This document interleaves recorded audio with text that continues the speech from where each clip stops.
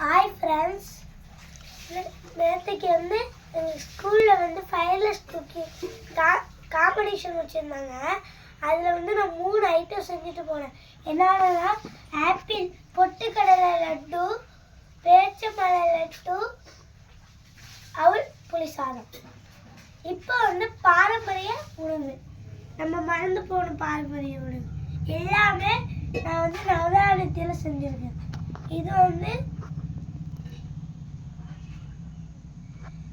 நவதானியம் கூழ், இது வந்து நவதானியம் புட்டு, இது வந்து நவதானியம் புட்டு, இது வந்து ஆப்பிள் பீடா, இது வந்து நவதானிய கொழுக்கட்டை, இது வந்து வாழையில கொழுக்கட்டை,